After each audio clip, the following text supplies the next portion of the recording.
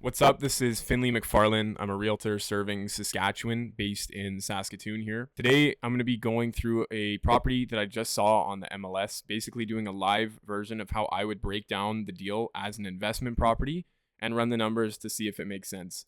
I'm going to be doing this pretty raw, so there's not going to be any fancy editing or anything like that, but I'll show you exactly how you can analyze a deal to see if it makes sense as a rental.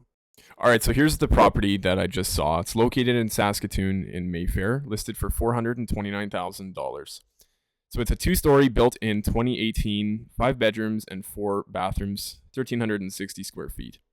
So we'll have a quick look through of the pictures here. So it looks like it's in great condition. Obviously, you can't always tell from pictures, so that's why it's important to go check them out in person, but no major issues jumping out at me from these photos. And it's not likely that there would be, seeing as it was built in 2018, but you never know. Here's the important part right here: separate entrance to your legal 2-bedroom, 1-bathroom basement suite, and the suite as well appears to be in decent shape. That's another thing I would catch here too for a rental property is no grass obviously in the backyard, so a lot less maintenance. You don't have to pay people to be doing the yard.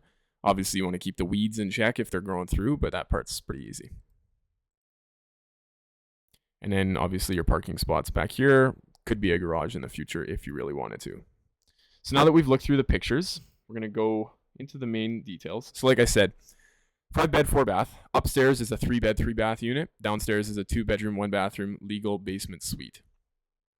Next step is going to be heading over to my spreadsheet that I use to run through these rental properties. Makes it super simple. If you want a copy of this spreadsheet, reach out to me. My contact info is in the description, and I'm happy to give it to you for free. So first thing we'll do, upstairs we have a 3-bed, 3-bath unit, like I mentioned. We're going to assume about $1,900 a month in rent plus utilities. That's probably market rent. I'm not using what they're actually getting because I don't know what they're actually getting, but that's market rent for something like this. And then the 2-bedroom legal basement suite, we'll say $1,300 a month. Could be even a little bit higher, really, but we'll be conservative and say $1,300 a month. So your total income per month, $3,200 per month. Next thing to do is account for vacancy. Obviously, this is periods of time where you don't have tenants in the property. Say some tenants moved out and you need some time to move new ones in. You're obviously not collecting rent, right? Which is why you want to factor this in. I'm using 3%. That's roughly what it is in Saskatoon right now. Very, very low. If you're actually going to go out and buy this deal, I'd use a bit higher of a vacancy rate just to be safe. Better to be safe than sorry, right? But we'll use 3% for this example. That brings you to your gross operating income, which is obviously your total income minus your vacancy. About $3,100 a month, we'll say. Next thing to look at is your operating expenses. So here we are. Property tax. Right here. Just under $3,500 a month. So we'd go and input that. Already did in this case. Next thing is insurance. We'll use $2,000 for an estimate. Might be a little bit higher, but for now, we'll use that as an estimate. Utilities, like I said, water, gas, electricity are paid by the tenants in this one. Repairs and maintenance. Since this was built in 2018, there likely isn't any big ticket issues coming up anytime soon. Obviously, your home inspection should be able to catch most things. There's always surprises though, but for this example, we'll use 5% of the gross rent or the gross operating income that we're budgeting each month right there, or each year right there for future repairs and maintenance, so that when they do come up, inevitably, you have some money saved to handle them and it's not a big disaster when they come up. Property management, we're going to assume that this one is being self-managed, so you're not paying a property manager to do it. Interest and professional fees, none here. Okay, so your total operating expenses in this case would be $612.50. That's all of these added up. Net operating income. So obviously this is your gross operating income minus these operating expenses. $2,491 per month, just under $2,500, and just under $30,000 per year. Next thing to look at is your financing expenses. So for a rental property, almost always you'll have to put 20% down. On this purchase price, that would be $85,800. What we'll do to calculate our mortgage payments, I like to use the CMHC mortgage calculator. You can use any mortgage calculator online, but this is just the one I like to use. So we are a home buyer. buying an existing building for $429,000. Our down payment is $85,800. 25-year amortization, and we'll assume a 4% interest rate. There you go. Your monthly mortgage payment would be $1,805 a month. So knowing that, we'll head back to our spreadsheet and we'll input that down here. I've already done so to save time, but here you can also see your mortgage balance, any CMHC insurance that you're paying. There is none because we're putting 20% down. Interest, we're assuming 4% for a 25-year term. Or 25-year amortization, sorry. So mortgage payments, like I said, $1,805 a month. That brings your total expenses, which is your operating expenses right here, plus your financing payments right there, to just about $2,400 a month. Cash flow, here's the fun part. So your cash flow is obviously the amount of rent that you're collecting minus your expenses, also known as your profit each month. Monthly, in this example, would be about $686.20. That's pretty strong, or just over $8,200 a year in cash flow. Now your cap rate right here, this is your net. I have it written down here as well for anyone else who wants to remember this when I send the spreadsheet, but it's your net operating income, which we covered right there, divided by the purchase price. So this one is just under 7%. That's pretty strong for a residential dwelling like this. Now we'll talk about your total investment upfront, or your cash to close. Repairs, I haven't seen this property in person, so I can't really budget anything for repairs. From the pictures, all looks okay, but I'm not going to put anything here because I haven't seen the property in person. Might need none, might need some. That's something to look out for when you are actually running a deal.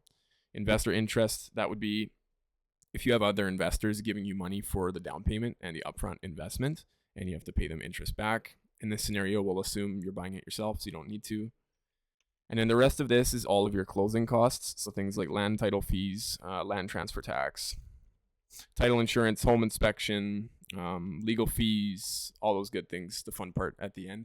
I'm not going to use individual expenses here for them. I'm just going to budget what lenders say to budget, which is 1.5% of the purchase price for closing costs, bringing your estimate for closing costs to $6,400. So that number plus your down payment is your total investment upfront, which right here you can see is $92,235.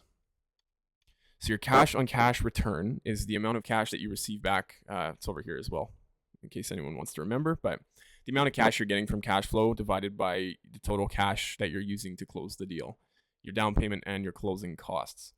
Here it is 8.93%. Now, the next thing to look at is equity pay down. In an example like this, it's pretty much impossible for me to actually say what type of equity you'll be paying down in your first year. It depends on your financing terms, and you'll need to get this from your lender, ideally before actually closing on the deal so you can see. But rough estimate would be 2.2% of the balance, so we'll say $7,500 of equity pay down in the first year. Now, your first year total return on investment right here, ROI, is $15,734. So that's your equity pay down that we just talked about, plus up here your cash flow, the profit that you're making. So you're profiting $15,734. Now keep in mind this equity pay down isn't liquid cash. This is just equity in the house. So to actually realize this, you would have to sell the house. Don't sell the house after 1 year if you don't have to, because you likely won't actually be making anything after paying sell side closing costs as well. But that's another topic. Then your total return percentage right here. So this is the big number to look at. 17.06% in this example. The way that this percentage is calculated is by taking the total return that you're getting in the first year and dividing it by your total upfront investment. So this right here is 17.06% of this investment right there. So that's what you're making on your investment. 17.06%. So for context, for people who don't know if this is good or not, if you were to invest and match the stock market, for example, the S&P 500, right, the 500 stocks that they put together in an index fund, that averages about 10% per year for a return before inflation. So after accounting for inflation, it's really probably 7 to 8% per year, 17.06%. So obviously this shows you the power of real estate when you find a good deal. The way you're able to do this is by using leverage or debt, which you can't do with stocks. Everyone has a different opinion on that. To each their own. I won't get into that. But to summarize here, 17.06% return. So more than the stock market. Decent deal, I would say. So that's a very brief example of how I personally would go through and analyze an investment deal, looking at the numbers, seeing what my upfront expenses would be, and what my likely return would be. If you're thinking that you might want to add real estate into your investment plan here in Saskatchewan, reach out to me. I'm more than happy to help. I go through things like this in much more depth with my actual clients to make sure they're making a good decision. I'm more than happy to help anyone who reaches out to me find deals like this and put them together for you. And if you want to see more examples of investment walkthroughs like this in Saskatchewan, property tours, buying, selling, investing tips, subscribe to this channel. I'm trying to post once a week, so I should have some good stuff out there for you. And yeah, thanks for watching.